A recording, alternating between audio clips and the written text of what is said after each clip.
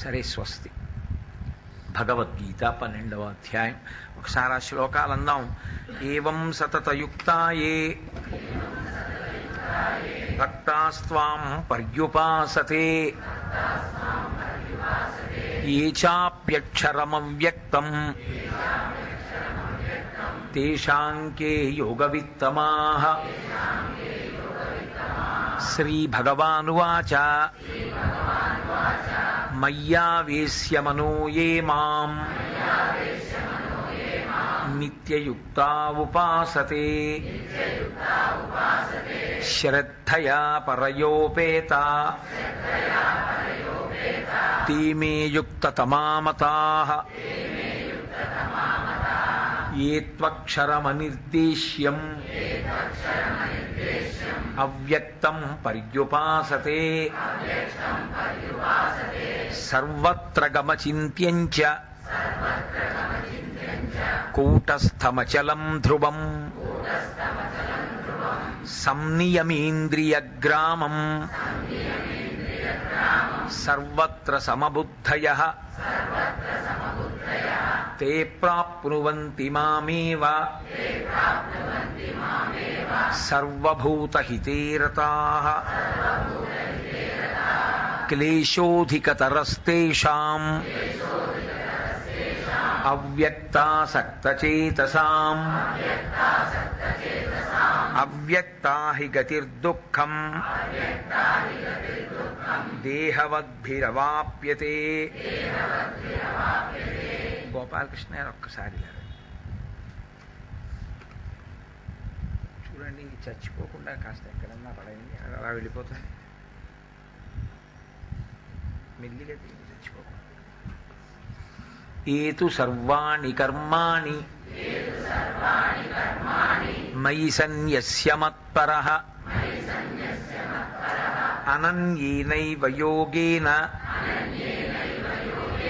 మాం ధ్యాయంత ఉపాసతే తేషామహం సముద్ధర్త మృత్యు సంసారసాగరాత్ భవామి న చిరాత్ పార్థ మయ్యావేశితచేతసాం. 8వ శ్లోకం ఇవాళ ఇక్కడ ప్రారంభం చేయవలసి ఉంటుంది. మయ్యేవ మన ఆధత్స్వ మయి బుద్ధిం నివేశయ నివసిష్యసి మయ్యేవ అత ఊర్ధ్వం న సంశయః. అధ చిత్తం సమాధాతుం న శక్నోషి మయి స్థిరం అభ్యాసయోగేన తతో మామిచ్ఛాప్తుం ధనంజయ అభ్యాసేప్యసమర్థోసి మత్కర్మ పరమో భవ. మదర్థమపి కుర్వాణి కర్మాణి కుర్వన్ సిద్ధిమవాప్స్యసి. 3 శ్లోకాలు 8 నుంచి 10 వరకు చదివాము అంటే దాని ఉద్దేశం నేను ఆ 3 శ్లోకాలు ఇవాళ చెప్దాం అనుకుంటున్నాను అని మీకు అర్థమైపోతుంది.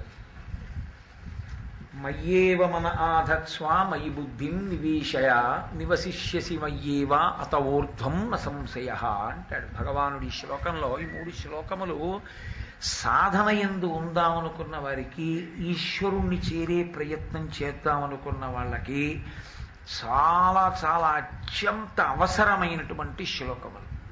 చాలామంది సాధారణంగా అడిగేటటువంటి ప్రశ్నలన్నిటికీ సమాధానం ఈ 3 శ్లోకాల యొక్క వ్యాఖ్యానమునందు ఉంటుంది.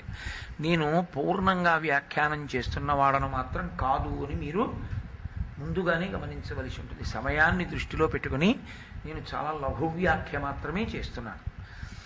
మయ్యేవ మన ఆధత్స్వ మయి బుద్ధిం నివేశయ నివసిష్యసి మయ్యేవ అత ఊర్ధ్వం న సంశయః. భగవానుడు అంటున్నాడు, నా యందు నీ మనస్సుంచు. మయ్యేవ మన ఆధత్స్వ మయి బుద్ధిం నివేశయ, నీ బుద్ధిని కూడా నా యందు ఉంచు. నివసిష్యసి మయ్యేవ, దాని చేత నువ్వు నా యందు ఉంటావు. అత ఊర్ధ్వం న సంశయ, ఆ పైన నువ్వు నాలోనే ఉండిపోతావు, నాలో కలిసిపోతావు, నేనైపోతావు. నువ్వు దాన్ని విశ్వసించవచ్చు, అందులో తిరుగులేదు, ఇది నా వాక్కు అంటున్నాడు. ఇందులో మయ్యేవ మన ఆధత్స్వ, నీ మనస్సు నా యందు పెట్టు, నీ బుద్ధి నా యందు పెట్టు. ఇంకేం తెలిసిపోయిందిగా, పెట్టేస్తే అయిపోయిందిగా. కానీ అంత తేలిక మనసు ఇచ్చేయంటే ఇచ్చేస్తే ఇంక ఈ శాస్త్రం అంతా ఎందుకు, గురువు ఎందుకు, అభ్యాసం ఎందుకు, ఇవన్నీ ఎందుకు? అది సాధ్యం కాదు. కాబట్టే మళ్ళీ రెండో శ్లోకం చెప్పాడు, అభ్యాసే అధచిత్తం సమాధాతుం అంటూ చెప్పాడు ఆయన. మయ్యేవ మన ఆధత్స్వ మయి బుద్ధిం నివేశయ, నీ మనసు నా యందుంచు, నీ యొక్క బుద్ధిని కూడా నా యందుంచు. ఏమీ అలా ఎందుకు అనాలి భగవానుడు అంటే, మనస్సు అన్న మాటకు అర్థం నీతో నేను తరచు ప్రస్తావిస్తున్నాను, సంకల్ప వికల్ప సంఘాతము. సంకల్ప వికల్ప సంఘాతము అంటే పట్టుకుంటుంది, వదిలిపెడుతుంది, రెండూ చేస్తూ ఉంటుంది. ఇది పట్టుకుంటుంది, వదిలిపెడుతుంది, ఇంకొకటి పట్టుకుంటుంది, వదిలిపెడుతుంది. అందుకే మనసుతో పోల్చడానికి యోగ్యమైనది లోకంలో రెండు ఉంటాయి. ఒకటి పసిపిల్లవాడు, రెండవది కోతి. ఈ రెండు మనస్సు ఎలా ప్రవర్తిస్తుందో అలాగే ప్రవర్తిస్తూ ఉంటారు. పిల్లలు చూడండి, ఏడుస్తారు. అమ్మ ప్రమాదరహితమైన వస్తువు వాడికి ఇస్తుంది ఆడుకోమని. ఏదో నిన్న నాన్నగారు హైదరాబాద్ వెళ్ళి వచ్చేసిన టికెట్ ఇస్తుంది, నాన్న జాగ్రత్త ఆడుకో అంటుంది. వాడు అడు తిప్పుతాడు, ఇటు తిప్పుతాడు, నోట్లో పెట్టుకుంటాడు, మడతెడతాడు. కాసేపు ఆగి వాడికి తెలుస్తుంది అమ్మ నన్ను ఏమార్చింది అని కనిపెడతాడు. వాడు ఆ టికెట్ అవతల బారేసి ఏడుపు మొదలెడతాడు.